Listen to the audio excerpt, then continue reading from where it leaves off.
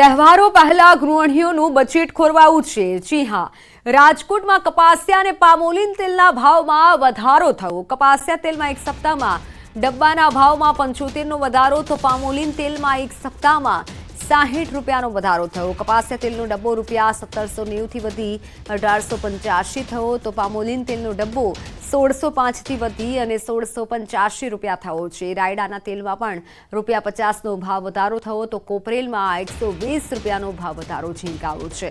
રાજ્યમાં ભારે વરસાદના કારણે તેલીબિયા પાકોમાં મોટા પ્રમાણમાં નુકસાન થયું છે, જેને લઈને અલગ અલગ તેલના ભાવમાં ઉછાળો આવ્યો છે। જે પ્રમાણે સાઇડ તેલમાં સતત વધારો જોવા મળી રહ્યો છે। તે જોતા આયાતકારોએ સિન્ડિકેટ રચી હોવાનું જાણવા મળી રહ્યું છે। તો આ ઉપરાંત પામોલીન તેલમાં ડ્યુટી આવવાની વાત હતી, જેના કારણે પણ પામોલીન તેલના સંગ્રહખોરો દ્વારા માલની વેચવાની બંધ કરી દીધી હતી અને તેથી તેલમાં ભાવ વધારો થયો હોવાનું જાણવા મળી રહ્યું છે।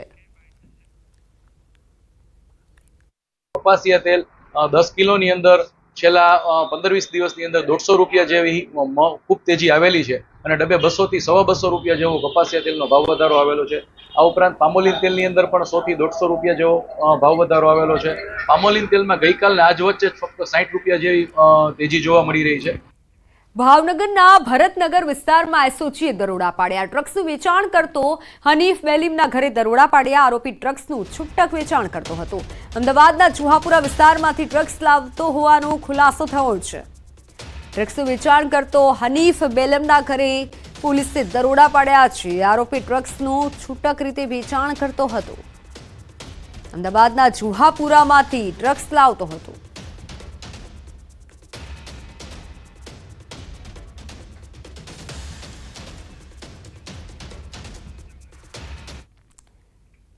જામનગરમાં 8 વન્ડર ગ્રુપે ગણેશ મહોત્સવમાં એકસાથે 2 વર્લ્ડ રેકોર્ડ સ્થાપિત કરવાના પ્રયાસ કર્યા।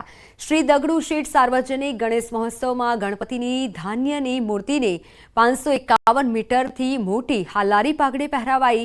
સાથે ગણેશજીને પ્રિય એવા 11,111 મોદકનો પ્રસાદ ધરાવાયો, જેનું લોકોમાં પ્રસાદી તરીકે વિતરણ કરાશે। ત્યારે ગિનીસ બુક ઓફ વર્લ્ડ રેકોર્ડની ગાઈડલાઈન પ્રમાણે આ બંને રેકોર્ડ સ્થાપિત કરવાના પ્રયાસ હાથ ધરાયા। વન ટ્રી પ્રોજેક્ટ સાથે જોડાયા છે પર્યાવરણવિદ પ્રસિદ્ધિ વન ફાઉન્ડેશનના સ્થાપક 11 વર્ષીય પ્રસિદ્ધિ સિંહ।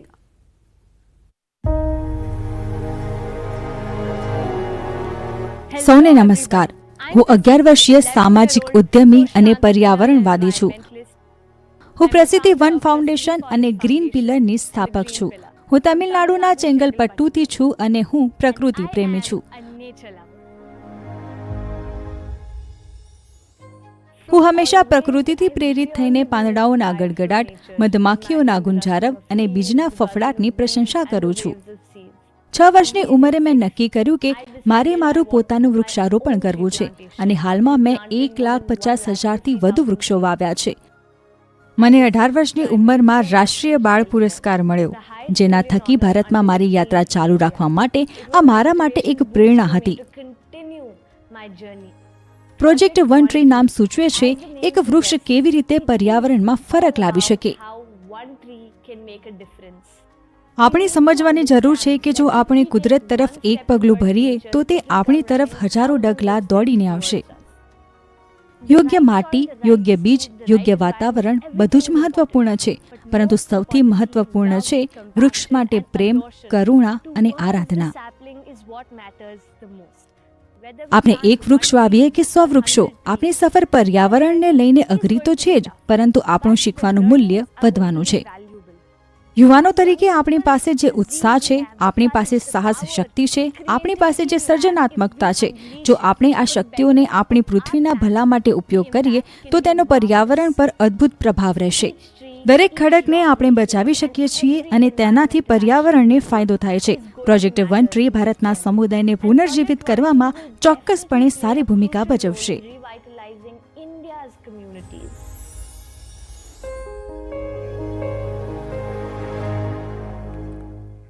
તો સમાચારોમાં હાલ બસ આટલું જ। રજા આપશું। નમસ્કાર।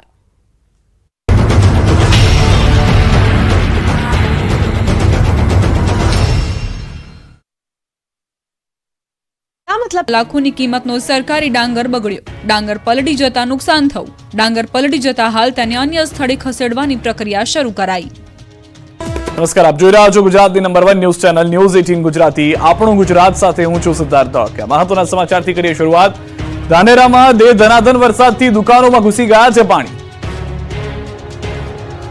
ઉત્તર ગુજરાતમાં ભારે વરસાદના પગલે અનેક શહેરો પાણી થઈ ગયા છે. સૌથી ખરાબ હાલત થઈ ગઈ છે ધાનેરાની. બનાસકાંઠાના ધાનેરામાં 3 કલાકમાં 3 ઇંચ વરસાદથી શહેરમાં જળબંબાકારની સ્થિતિનું નિર્માણ થયું.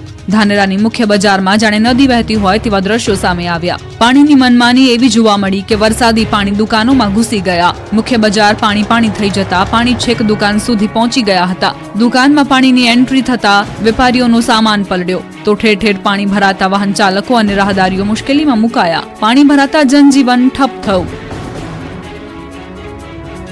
બનાસકાંઠાનું ધાનેરા 3 ઇંચ વરસાદમાં ડૂબ્યું. રોડ બન્યા સ્વિમિંગ પુલ. ચારે બાજુ પાણી જ પાણી વચ્ચેથી પસાર થતા વાહનો સ્વિમિંગ પુલ જેવા લાગતા આ દ્રશ્યો છે બનાસકાંઠાના ધાનેરાના. અહીં સતત બીજા દિવસે મેઘરાજા ધબધબાટી બોલાવી. વહેલી સવારથી વાદળો પાણી લઈને ધાનેરાની ઉપર મંડરાયા. કાળા ડિબાંગ બનેલું આકાશ સવારથી જ વરસવા લાગતા થોડી જ કલાકોમાં ધાનેરા પાણી થઈ ગયું. ધાનેરાની બજારોમાં પાણીની રેલમછેલ જોવા મળી. બજારોમાં જાણે જળબંબાકારની સ્થિતિ હોય તેવું લાગી રહ્યું હતું. રોડ પર એટલું પાણી ભરાયું કે વાહનોના વ્હીલ ડૂબી ગયા. લોકો પાણી વચ્ચેથી પસાર થવા મજબૂર બન્યા. બીજી તરફ ધાનેરા, ડીસા, થરાદ સહિતના તાલુકામાં પણ ધોધમાર વરસાદ પડ્યો. ધાનેરા સાંચોર નેશનલ હાઈવે પર પાણી ભરાયા. ધાનેરાની તુલસીનગર માર્કેટની દુકાનોમાં આગળ પાણી ભરાયેલા દ્રશ્યો જોવા મળ્યા. 3 કલાકમાં 3 ઇંચ વરસાદ ખાબકી જતા હાલ બેહાલ થઈ ગયા. બીજી તરફ પાટણમાં વગર વરસાદે ખેતરોમાં પાણીની રેલમછેલ જોવા મળી. પાટણમાં હાલ ભારે વરસાદ નથી છતાં હજુ પણ ખેતરો તરબોળ છે. સાતલપુરના અબિયાણામાં ખેડૂતોની મુશ્કેલીમાં વધારો થયો. ખેતરોમાં હજુ વરસાદી પાણી ઓસર્યા નથી. ખેતરો પાણીથી લથબથ છે. બનાસ નદીના પાણી અબિયાણાના ખેતરોમાં ફરી વળતા ખેડૂતોની પથારી ફરી ગઈ છે. પાક ડૂબી ગયો છે. ખેતરોના બંધ પાડા તોડી પાણી આગળ વધ્યું છે. ધોળકડા બાજુથી આવતી બનાસ નદીનું પાણી અબિયાણા વિસ્તારના ખેડૂતોને મુશ્કેલીમાં મૂકી રહ્યું છે. મહીસાગરના કડાણા ડેમમાં પાણીની આવક. 120 ગામને કરાયા એલર્ટ. ઉપરવાસમાં ભારે વરસાદના પગલે મહીસાગરનું જીવાદોરી સમાન કડાણા છલકાઈ રહ્યો છે. ડેમમાં પાણીની ઉપરવાસમાંથી ભારે આવક થઈ રહી છે. કડાણા ડેમમાં હાલ 1,71,000 ક્યુસેક પાણીની આવક છે. કડાણા ડેમમાંથી છોડાઈ રહ્યું છે નદીમાં પાણી. કડાણા ડેમનું રૂલ લેવલ 415.7 ફૂટ ઉપર પહોંચ્યું. Kadana dam high alert stage ઉપર પહોંચ્યો. ભારે પાણીની આવકને લઈને કડાણા જળાશયમાંથી 1,95,000 ક્યુસેક પાણી ડેમમાંથી છોડાઈ રહ્યું છે. મહીસાગર જિલ્લાને 110 જ્યારે પંચમહાલ જિલ્લાના 10 જેટલા નીચાણવાળા ગામોને એલર્ટ કરવામાં આવ્યા છે. તો નદી કાંઠા નજીક તેમજ ડુંબક પુલ પાસે ન જવા તંત્રની અપીલ છે. ડેમ પ્રશાસન દ્વારા મહીસાગર તેમજ ડુંબક પુલ પાસે ન જવા તંત્રએ અપીલ કરી છે. મહીસાગર, પંચમહાલ, ખેડા, આણંદ, વડોદરા જિલ્લાના કલેક્ટરને આ બાબતે પત્ર દ્વારા જાણ પણ કરાઈ છે. સંબંધિત અધિકારીઓને પણ તકેદારી રાખવા સૂચના અપાઈ છે. કડાણા જળાશય દ્વારા મહીસાગર નદીમાં પાણી છોડાતા મહીસાગર નદી ગાંડીતુર બની. આ તરફ ભારે આવક બાદ મહીસાગર નદીનું રૌદ્ર સ્વરૂપ જોવા મળ્યું. અનેક ગામોને એલર્ટ કરી દેવામાં આવ્યા. ભારે વરસાદના પગલે નદીઓ ગાંડીતુર બની છે. ત્યારે ખેડાની મહીસાગર નદીનું પણ રૌદ્ર સ્વરૂપ જોવા મળી રહ્યું છે.